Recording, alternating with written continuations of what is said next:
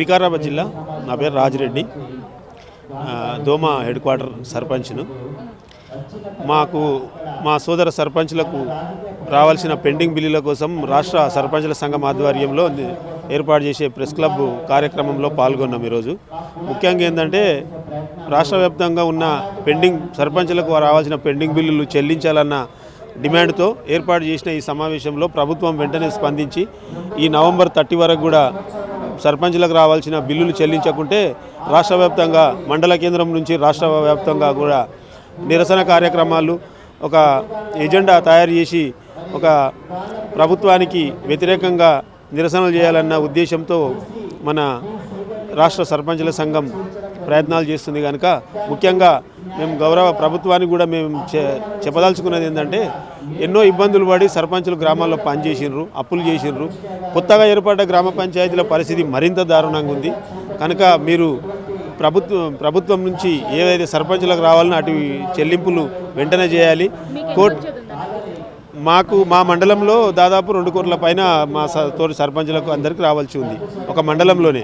అట్లా జిల్లా వ్యాప్తంగా వికారాబాద్ జిల్లా వ్యాప్తంగా దాదాపు 20 కోట్ల రూపాయల వరకు చెల్లింపులు అట్లే సర్పంచులకు రావాల్సి ఉన్నాయి. కోర్టు కూడా ఏం చేసిందంటే ఒక జూలైలో ఒక ఆర్డర్ ఇచ్చింది.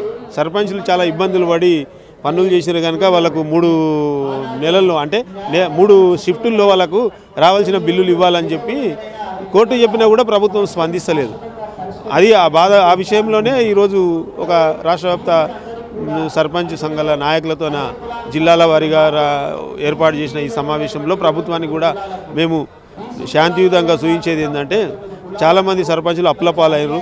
వాళ్ళు ప్రాపర్టీస్ అమ్ముకొని మిత్తులు కడుతున్నారు కనుక వాళ్ళకు రావాల్సిన బిల్లులు చాలా ఇవ్వాలి. కొత్త గ్రామ పంచాయతీలో పంచాయతీ బిల్డింగులు కట్టారు కొత్తవి.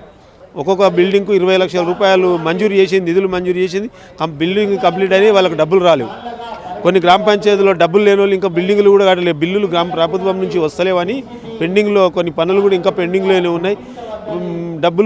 బిల్లులు చెల్లించినాకనే ప్రభుత్వం సర్పంచ్ ఎన్నికలకు వెళ్ళాలనేది కూడా ఇప్పుడున్న సమావేశం నిర్ణయించింది.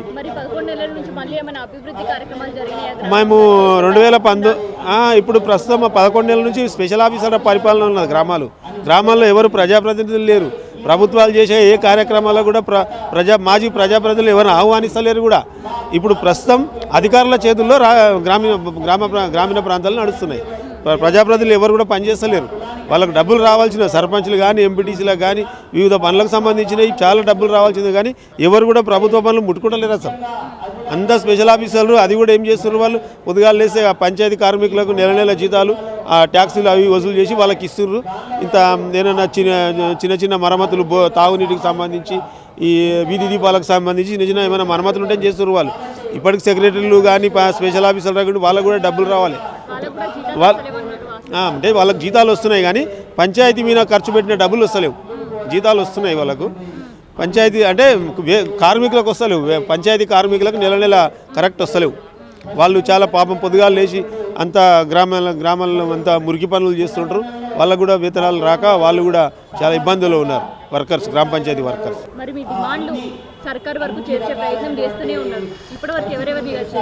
ఇప్పటి వరకు రాష్ట్ర ముఖ్యమంత్రి గారిని కలిసి కనీసం విన్నవిద్దామంటే ఎక్కడెక్కడ పోలీసు వాళ్ళు ఇప్పుడు ఇంతకుముందు సోదరుడు చెప్పినట్టు పోలీసు వాళ్ళు అరెస్ట్ చేస్తున్నారు. ఆయన దగ్గర ఓనిస్తలేరు. మా సమస్యలు చెప్పుకుందామంటే సీఎం గారి దగ్గరికి వెళ్దామంటే వెళ్ళనిస్తలేరు. గవర్నర్ దగ్గర చెప్పినారు. స్థానికంగా జిల్లాల వారీగా మంత్రులకు, ఎమ్మెల్యేలకు, ప్రభుత్వంలో పదవుల్లో కీలక పదవుల్లో ఉన్నవారు అందరి దృష్టి కూడా తీసుకెళ్తున్నాం. వినతి పత్రాలు ఇస్తున్నాం, అన్ని ఇస్తున్నా కూడా పైన వీళ్ళు మంత్రులు ఎమ్మెల్యేలు చెప్పినా కూడా సీఎం స్పందించాలి కదా. ఆయన ఓకే అంటేనే డబ్బులు రిలీజ్ చేయమంటారు ఫైనాన్స్ డిపార్ట్మెంట్ నుంచి, లేకపోతే ఎక్కడికి వెళ్ళి సార్. ఎంత ఎమ్మెల్యేలు చెప్పినా మంత్రులు చెప్పినా సీఎం గారు అనుకుంటే పెద్ద పని కాదు. 1200 నుంచి 1500 కోట్లు. ఇప్పుడు వేరే వేల కోట్ల కాంట్రాక్టర్లకు 1000 కోట్లు రిలీజ్ చేసే బదులు ఒక 12,000 కుటుంబాలకు న్యాయం చేసిన వాళ్ళు అవుతారు. ఈ 1200 కోట్లు కానీ 1500 కోట్ల వరకు సర్పంచ్లకు రావాల్సిన బిల్లులు రిలీజ్ చేస్తే.